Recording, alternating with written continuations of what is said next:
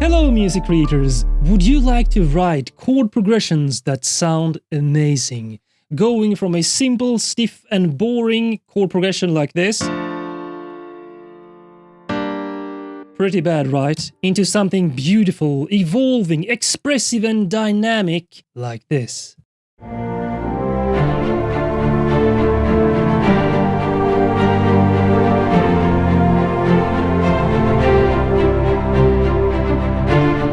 So, in this video, you will learn 7 secrets to writing amazing chord progressions. Let's dive right in. Tip number 1, chord inversions. So if we take a look at this example again, this sketch track for the chords, that's going D minor, G minor, F and then C, but I use them in root position, meaning I play the lowest note of the chord, the D, then the F, and then the A for the D minor.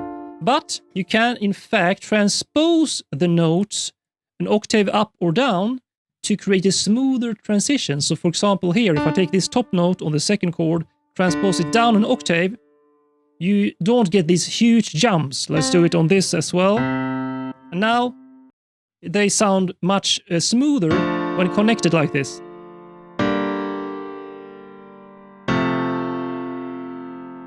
So you can, of course, transpose up or down in range and create these inversions to create smoother transitions, sounding better. And I also recommend that you reduce the velocity level to make them softer. Okay, so that's tip number 1. The next one is chord voicings. So this is important because the first one here is just the inversions, but if you check the voicings, here is where you can actually double some of the voices. So if you have a D minor chord, D, F, and A, you can double the root note D on the bass to make it more prominent and focused. And you can also arrange them in various ways. So here you have between the bass note and the next note, there is a lot of space, which gives more headroom to other instruments and sounds in your music, such as your melodies, riffs, and so on. So you can, if you want to, take the middle note, for example, the middle line here. Let's just listen to this first here, just adding the bass here. Now, this is closed position, closed chord voicings between these. Here you have open voicings because you have chord notes from this D minor chord that are not used, creating this space here. So let's say you take this note in the middle here and transpose it upwards an octave. That creates more air, more gap, more space in between the chord voices, which creates a more open sound and gives room for your important themes, riffs, melodies, and so on, creating something like this. Still smooth voice leading, but more open voicing. So that's the chord voicings. And by the way, an important lesson here is I only play on piano, but you can use these chord voicings to have this one played on brass and so on. Tip number 3 is voice leading. So again, the chord inversions create the voice leading, but another way is that between the chords, you can have this going, for example, not between this and this, but actually using a note from the scale in between to create an even smoother transition. And if we check the previous example here, you see that's a 1 chord per bar here. But if you use chord inversions in such a way that they share the same note, like I did here with the chord inversion, taking this one here, dragging it, transposing it an octave down, then you can join those notes to create an even smoother voice leading transition between the chords because they share that note. And then I took this bass note like so, it was like this before, I slice it up and then use another scale note as a transition, creating more voice leading. Whoops. So let's listen to that like so. And here again, join this one and this transition there. And you can, of course, use this on the internal voices as well. The bass is great for this, by the way. Then we come to the next tip, which is tip number 4, voice rhythm. So this is really important because what we started with was block chords. One chord, every voice inside the chord plays for the full extension of the chord. So 1 bar chords, which is boring and stiff. So if you check this, you can use rhythmic comping on guitar or piano to create a pattern, and then each chord voice can have a different pattern. They are independent of each other. Here's an example I played also on piano. Same chord progression, D minor, G minor, F, and C, and so forth. So you can use that to create various rhythms on the voices and arrange them on different instruments. The next one is what I call transition chords, tip number 5. So instead of using just 1 chord here per bar, or let's say 2 chords per bar, let's check what happens if you actually use transition chords. So let's say if I play D and then going to G minor, I could use a sus note here in between. And going from G minor to F, I could keep that B flat note to create a sus chord here for F, which is what I have done here. As you can see, the voice goes here from there to there, creating this. So from this, which just used these simple chords, but with rhythm, no transition chords, I added transition chords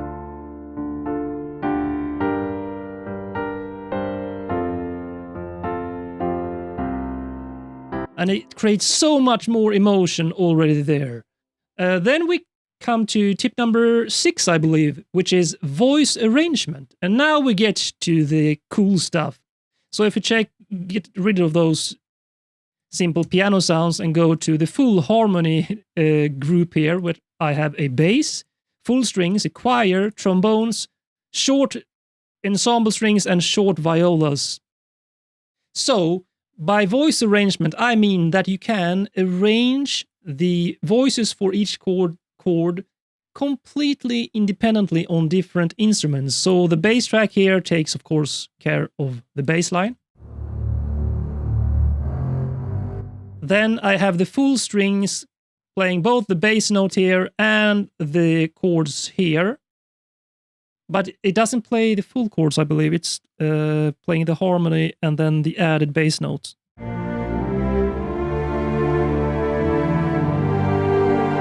And here you can see all the voice leading I added, also in the middle line there.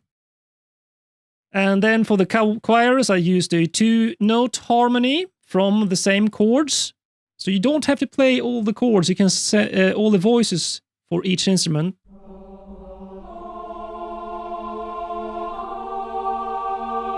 And then the trombones play another line from the voice, from the chords. And you can also have different rhythms completely independently. So these are playing long legato notes, but these short strings here are playing a 2-note harmony line at the top with an added octave of the bass here below, creating this.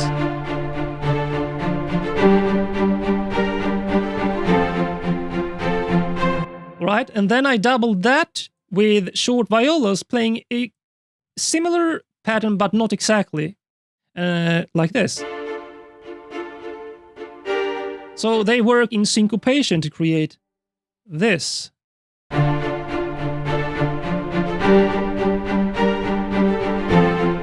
So all that independent variation, but still having the pam pam pam pam pam core groove there. So that's voice arrangement.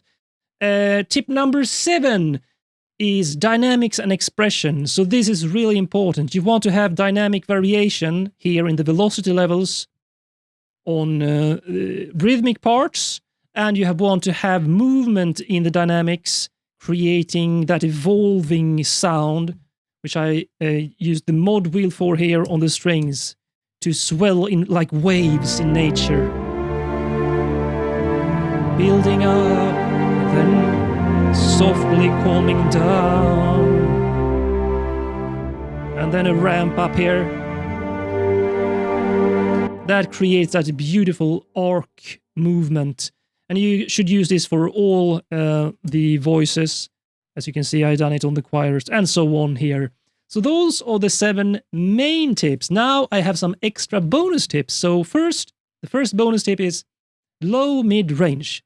So what do I mean by this? Well, in most cases, the leading melodies and motifs and riffs are in the mid-range, where usually the same range a human voice sings in most cases.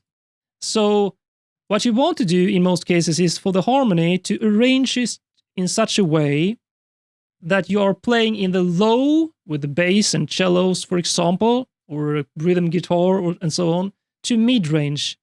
But don't usually have too much going on like between C4 and C6 here, because if you keep the space there, so let me just show you what I mean. If I take this here, then I take the top line up, and then let's say I take this one up as well. I don't know, something.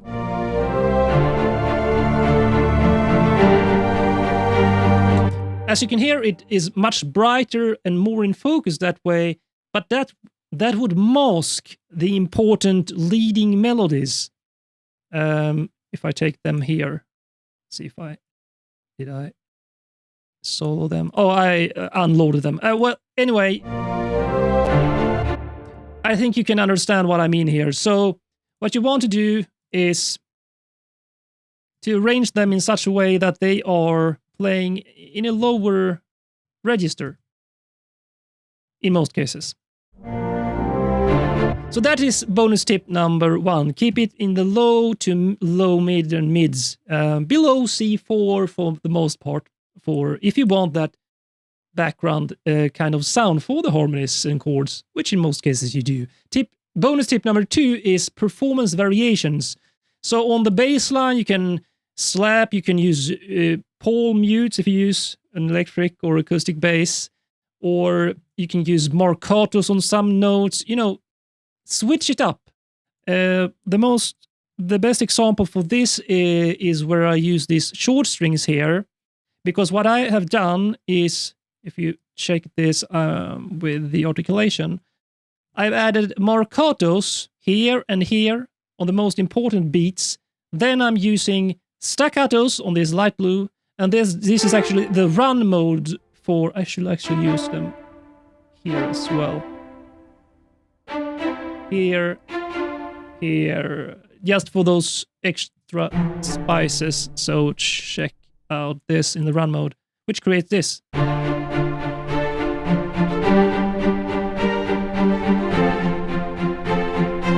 And that takes us to the next part of this performance variation, so the articulations, and also adding spice and fills, like I did here with this little that little spice there in variation creates so much added interest. And then I did it with the violas as well here.